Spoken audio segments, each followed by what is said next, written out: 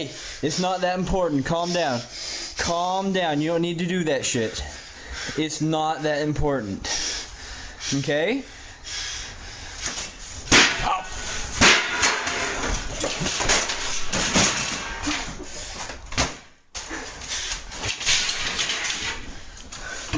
God! Fuck it! Damn it!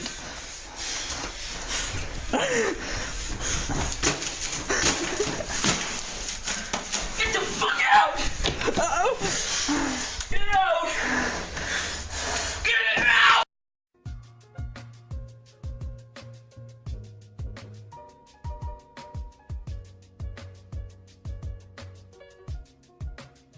Hello again, YouTube. I am Haznap, and in recent light of the surprise June update, well, many subclasses took the bullet, and Sunsinger was one of them.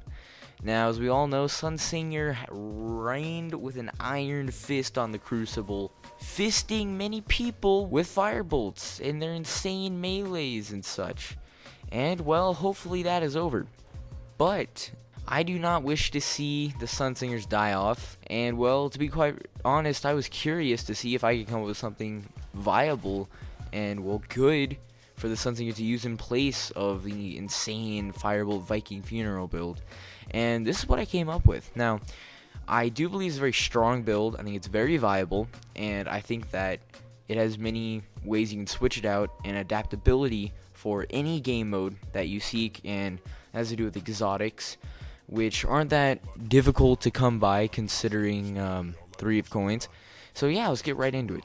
Now that the insane Firebolt nade spam has ended, well, Firebolt has been changed so that Viking Funeral no longer makes you burn longer, but if you are suffering from the effects of Ignite, well, it causes a debuff that can stack up to 3 times, but that is irrelevant for PvP, which is what we're all here for, so we'll just discard that fact.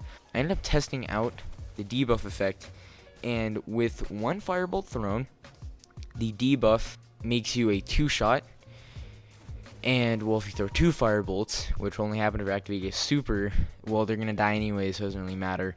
So it's, and the same thing happens if you throw 1 Firebolt without Viking Funeral on. There's still a 2-shot, from a last word that is, that's what I tested.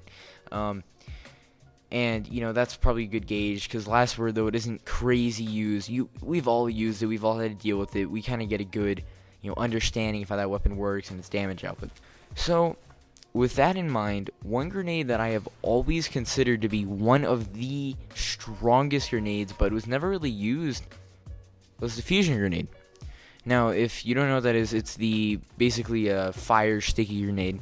And the sticky grenades in Destiny actually have like a magnetic aspect, which I find is total bullshit, because if you played Halo, you had to like legitimately stick somebody. But oh well, it's basically going to make this build a little bit better. So the grenade is a instant one-shot, which is better than a Firebolt, though you do have to be considerably more precise, though nothing like crazy accurate, because like I said, they target and home in on whoever you're throwing them at. So with this in mind, you're going to be dropping Viking Funeral, and in place of that, you're going to throw on Radiant Will, which increases the duration of Radiance, which I believe is actually a really strong perk. It brings it back, because now, recently the duration of Radiance was nerfed, and this just makes it even longer, brings it past its old glory, and is a really good perk. Matter of fact, better than the other 2. Killing an enemy with Scourge generates an Orb of Light is pretty much useless in PvP, and Viking Funeral is, like we already discussed, you don't want to worry about that. Now, you will also be dropping Touch of Flame, so that makes all grenades, you know, cause burn damage. And instead of adding, you know, taking that off, and we're also not going for Angel of Light because, well, Angel of Light fucking sucks dick, let's be honest. We're going to be picking up Gift of the Sun, which gives you another additional grenade.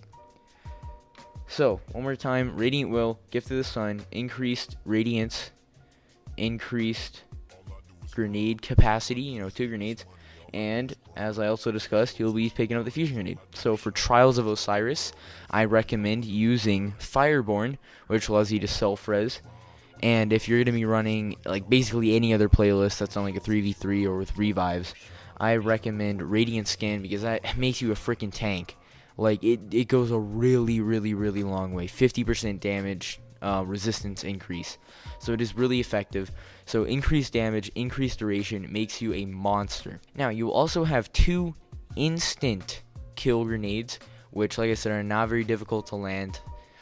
And the exotic that I recommend rocking for like Clash, for example, or even Trials, will be Void Fang Vestments, because you will always spawn in with another grenade, which is really, really, really useful.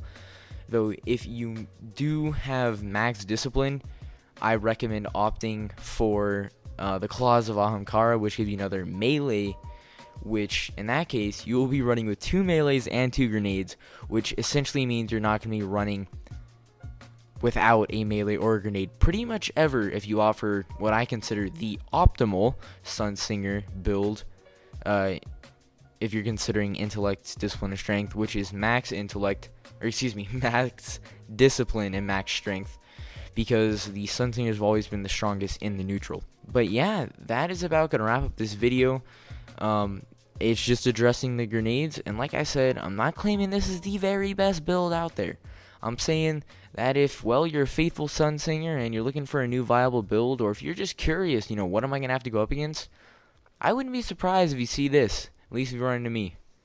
Be afraid, man, because like I said, these fusion grenades don't give you a second chance like a Firebolt. They don't let you run away. You can run wherever you want, but you ain't surviving this.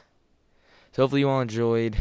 That is all I have time for you guys today. I will see you all in the next one, hopefully. Peace.